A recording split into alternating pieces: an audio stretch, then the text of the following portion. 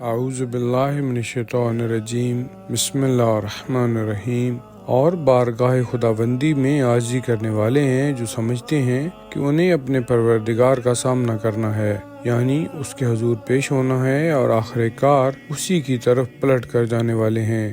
اے بنی اسرائیل، میری وہ نعمت یاد کرو جس سے میں نے تمہیں نوازا تھا، اور یہ کہ میں نے تمہیں دنیا جہان کے لوگوں پر فضیلت دی۔ اور اس دن قیامت سے ڈرو جب کوئی کسی کو فائدہ نہیں پہنچا سکے گا، اور نہ ہی کسی کی طرف سے کوئی سفارش قبول ہوگی، اور نہ کسی سے کوئی معاوضہ لیا جائے گا، اور نہ ان کی کوئی مدد کی جائے گی۔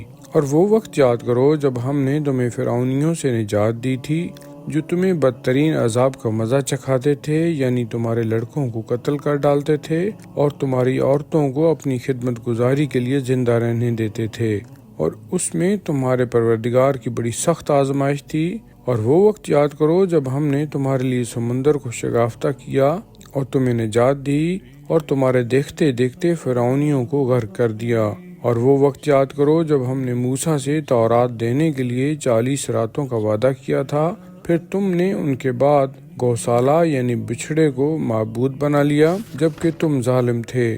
پھر ہم نے اس ظلم کے بعد بھی معاف کر دیا تاکہ تم شکر گزار بنو۔ اور وہ وقت یاد کرو جب فرعونی تم پر ظلم کر رہے تھے، تو ہم نے موسیٰ کو کتاب فرقان عطا کی تاکہ تم ہدایت حاصل کرو۔ اور وہ وقت یاد کرو جب موسیٰ نے اپنی قوم سے کہا، اے میری قوم، یقیناً تم نے گوسالوں کو معبود بنا کر اپنی جانوں پر بڑا ظلم کیا ہے، لہٰذا تم اپنے خالق کی بارگاہ میں اس طرح توبہ کرو کہ اپنی جانوں کو قتل کرو۔ یہی طریقہ کار تمہارے خالق کے نزدیک تمہارے لیے بہتر ہے۔ اس صورت میں اس نے تمہاری توبہ قبول کی، بے شک وہ بڑا توبہ قبول کرنے والا، نہایت رحم کرنے والا ہے۔ اور وہ وقت یاد کرو جب تم نے کہا، اے موسیٰ، اس وقت تک ہم ہرگز ایمان نہیں لائیں گے جب تک ظاہر بظاہر یعنی اعلانیہ خدا کو دیکھ نہ لیں۔ سو اس پر تمہارے دیکھتے بجلی نے تمہیں اپنی گرفت میں لے لیا، پھر ہم نے تمہاری موت کے بعد تمہیں زندہ کیا تاکہ اس احسان کے بعد تم شکر گزار بن جاؤ۔ اور ہم نے صحرا میں تمہارے اوپر ابر کا سایہ کیا،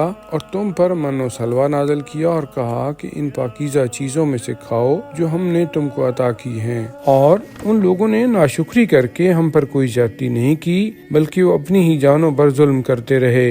اور وہ وقت یاد کرو جب ہم نے کہا کہ اس بستی یعنی بیت المقدس یا اریحا میں داخل ہو جاؤ، اور اس میں سے جہاں سے چاہو اور جو چاہو مزے سے بافراغت کھاؤ، اور دروازے سے سجدہ کرتے ہوئے حتہ یعنی بخشش کہتے ہوئے داخل ہو جاؤ، ہم تمہاری خطائیں معاف کر دیں گے، اور ہم نیکی کرنے والوں کو کچھ زیادہ ہی ثواب عطا کریں گے۔